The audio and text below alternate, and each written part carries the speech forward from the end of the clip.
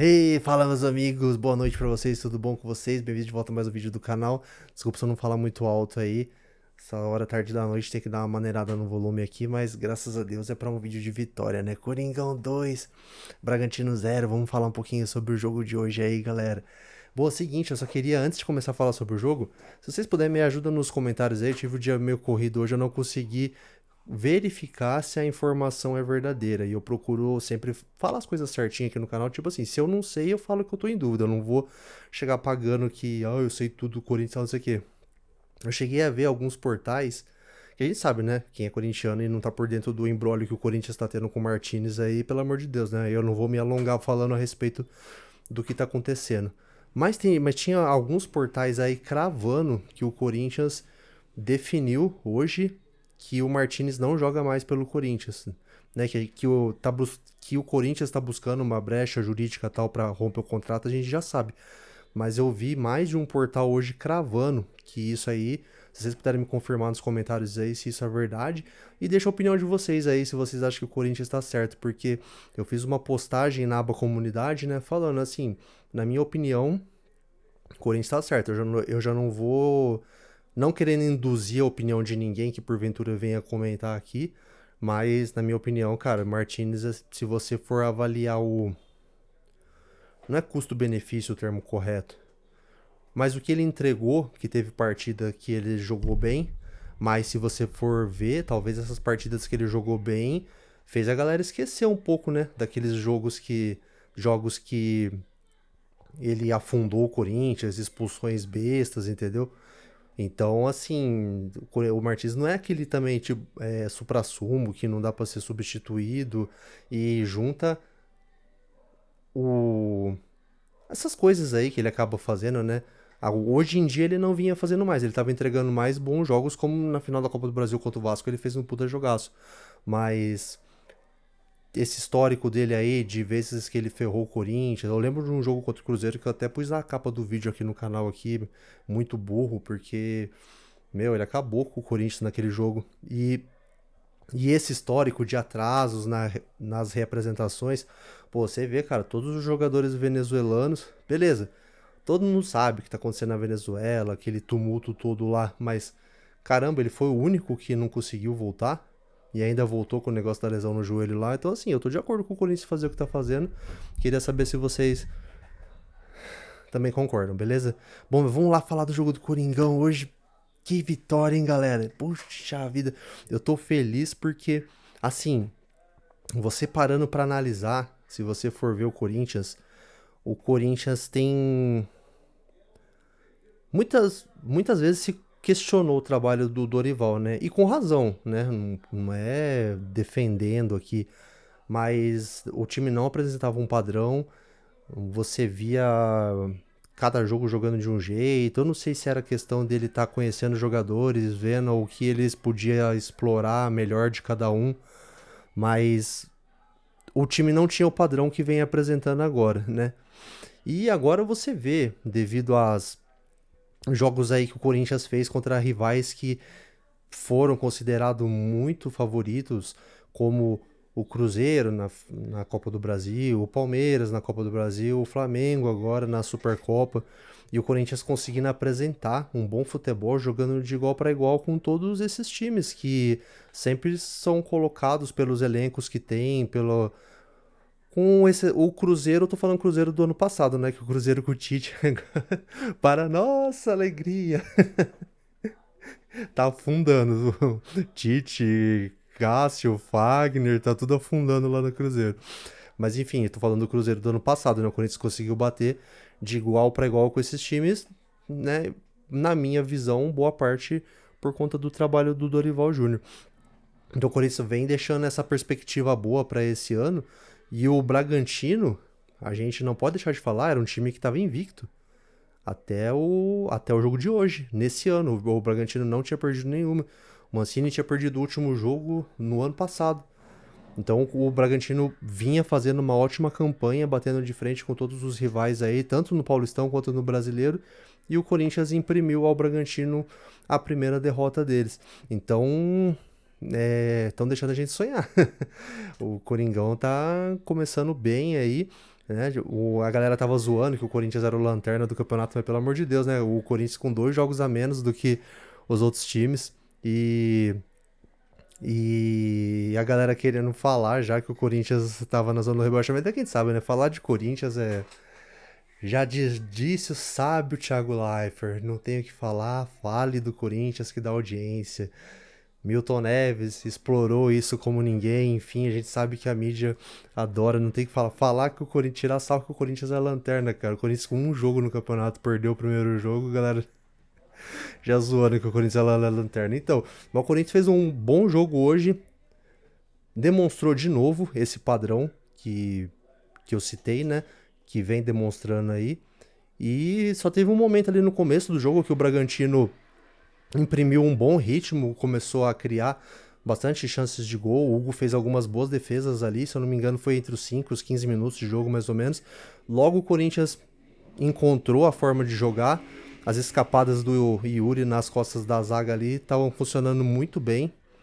Então esses momentos aí que a gente não tem, eu pelo menos eu não tive esse feeling de saber. Isso aí é uma orientação do Dorival ou o próprio Yuri percebeu que se ele começasse a agir dessa forma, daria certo. Fica o questionamento no ar aí.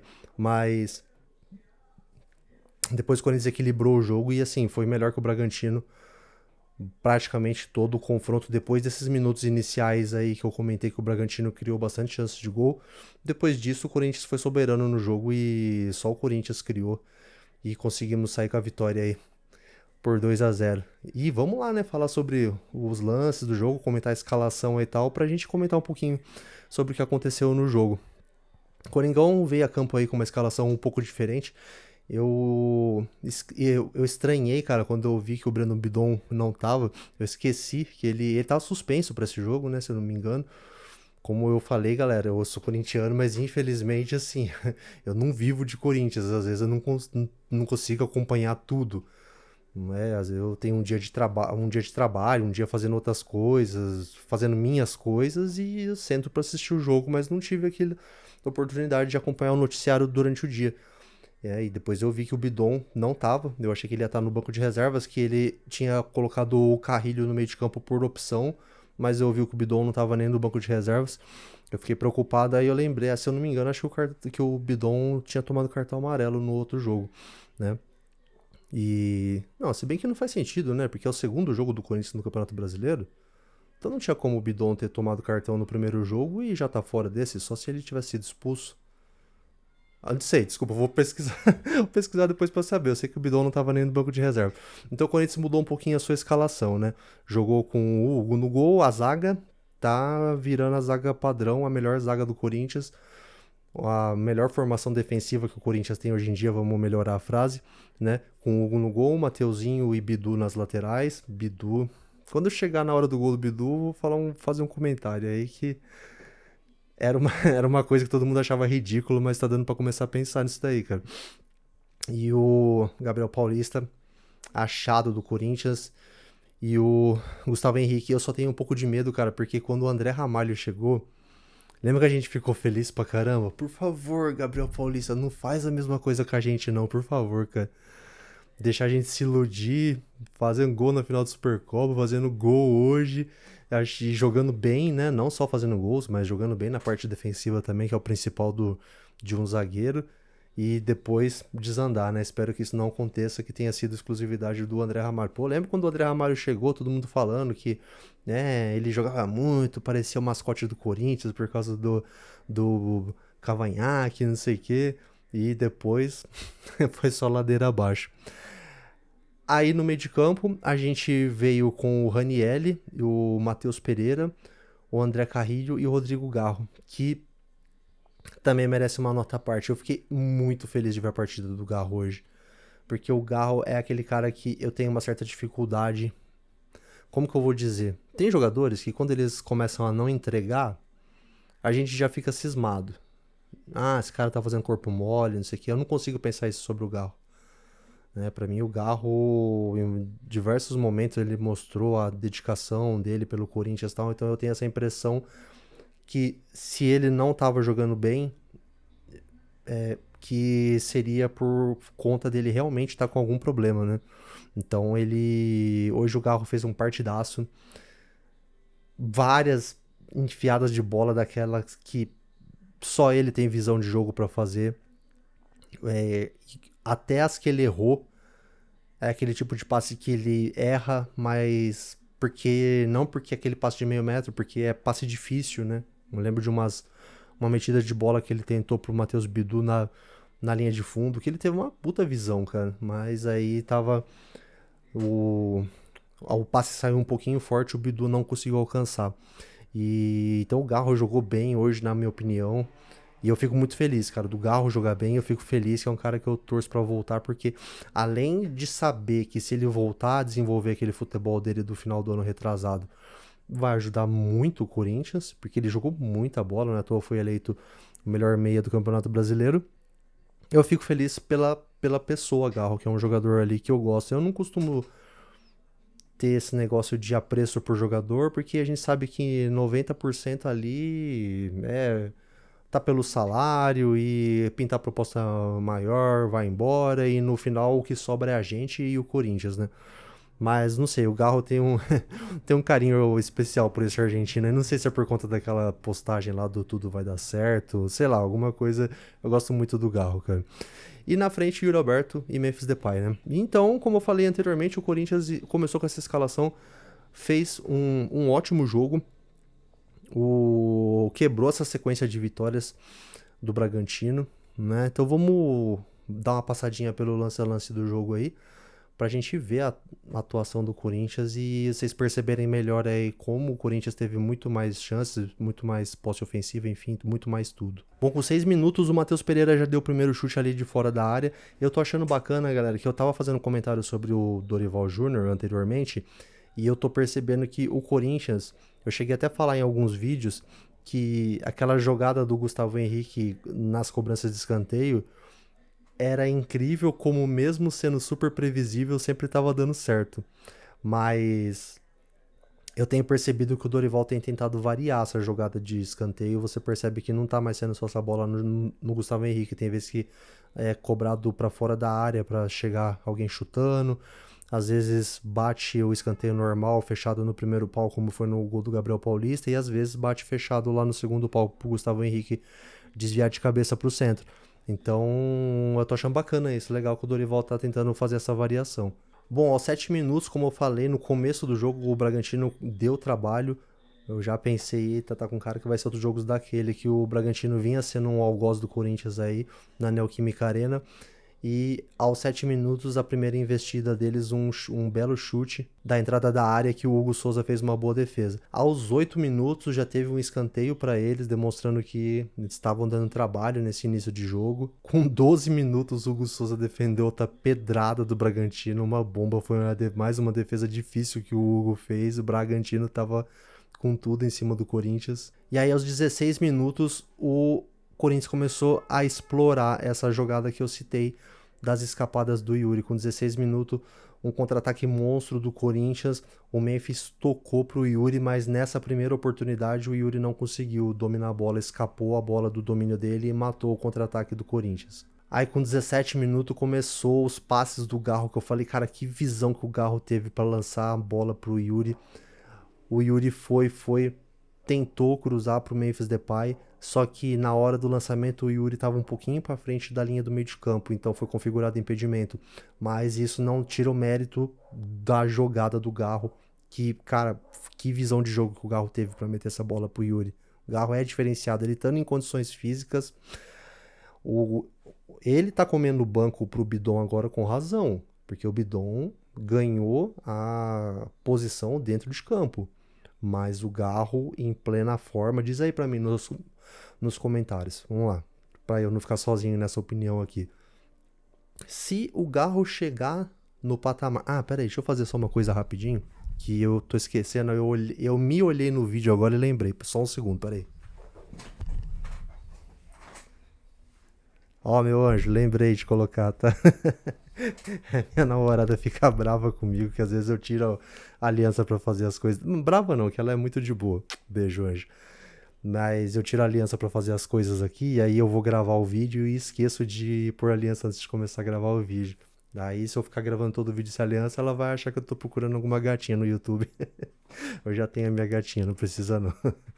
Então, como eu ia dizendo, deixa pra mim nos comentários aí. Vocês acham que, pra resumir, o Bidon jogando o que tá jogando, se o Garro voltar a ser o Garro Prime do final de 2024, quem vocês prefeririam no meio de campo? Ou jogariam com os dois? Deixa a sua opinião nos comentários aí. Com 19 minutos, praticamente 2 lances na sequência, outro lançamento monstro do Garro. Dessa vez o Yuri tentou trazer pro meio para chutar, mas acabou travado aí pela defesa do Bragantino. Então eu tinha feito até uma anotação para comentar agora, né, que foi um hiato aí que o Corinthians ficou meio sem fazer jogada nenhuma, sobre a atuação do Garro no jogo. O Garro tava muito bem, fora essas enfiadas que ele deu que quase resultaram em gol, que eu marquei nos lances de melhores momentos. Teve uma outra pro Bidu, uma outra pro Yuri, que não se concretizaram, mas a visão de jogo que o Garro tem é uma coisa absurda. 35 minutos o Memphis recebeu na intermediária ali, ele foi muito esperto, ele tentou de primeira pro Yuri, ele já tava ligado, acho, nessas escapadas que o Yuri tava dando, mas o goleiro do Bragantino também tava esperto e saiu ali como um líbero pra cortar, chegar na bola antes do Yuri. 48 do primeiro tempo, já nos acréscimos, cobrança de falta pro Corinthians pela meia esquerda, aí sim o Corinthians tentou fazer a jogada, como eu falo, a jogada secreta, nada secreta, que é cruzar pro Gustavo Henrique lá no segundo pau, e dessa vez deu certo, o Gustavo Henrique cabeceou, passou perto do gol do Bragantino também. E o primeiro tempo foi isso, galera, o Coringão terminou bem, né, buscou o equilíbrio no jogo contra o Bragantino, como eu falei, teve um momento que o Bragantino tava melhor, e no segundo tempo, o Coringão já voltou voando, 40 segundos de jogo, o Corinthians já estava no ataque, já conseguimos ganhar o escanteio e o Garro bateu, dessa vez, como eu falei, estamos variando as cobranças de escanteio agora, né? Não tá sendo só no Gustavo Henrique, bateu no primeiro pau, não no primeiro pau, né? Mas bateu mais fechado, né?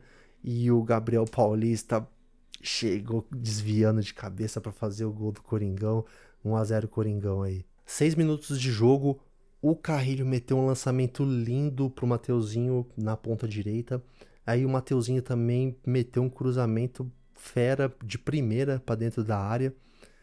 Aí passou por todo mundo e caiu pro Matheus Bidu do outro lado. Eu achei que nessa daí não era pro Bidu chutar, apesar que depois ele fez o gol, mas nessa não era pra ele chutar. Eu acho que se ele desviasse pra área de novo, eu não lembro se era o Memphis, o Yuri tava mais bem colocado que ele pra fazer, ele tentou chutar de primeira, acabou chutando bem torto, bem pra fora do gol.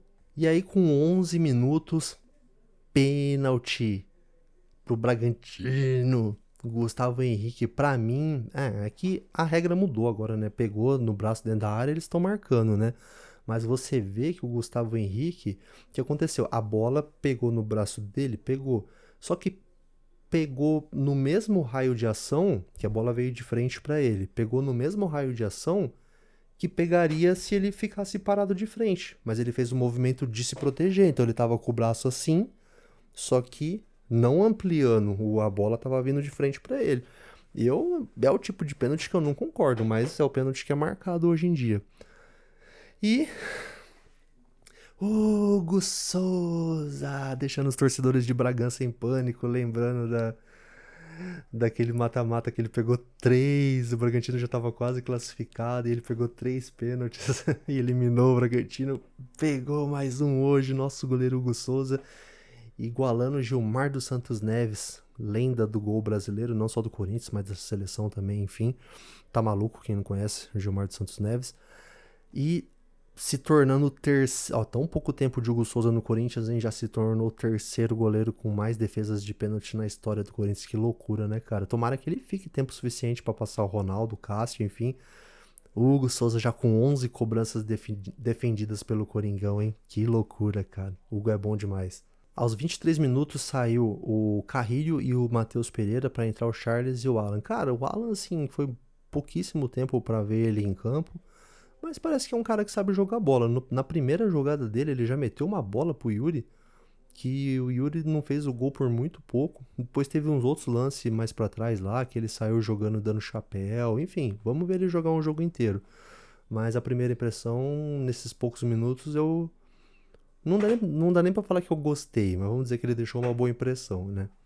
28 minutos, o Yuri deu um lançamento lindo pro Memphis, que tocou pro Garro, era um contra-ataque, mais um contra-ataque monstro do Corinthians, que o Garro levou a bola. Quando o Garro foi tentar devolver pro meio da área, ele foi devolver de perna direita, e isso atrapalhou um pouco, que ele é canhoto, como todo mundo sabe, mas também deu a impressão que ele já tava meio sem perna, tanto é que ele e o Yuri Alberto caíram no meio da área, desfalecidos lá, os dois mortos já, e mais uma boa chance desperdiçada pelo Corinthians aí. E aos 29, o lateral do Hexa, Matheus Bidu, conferiu de perna esquerda depois do chute de Yuri Alberto.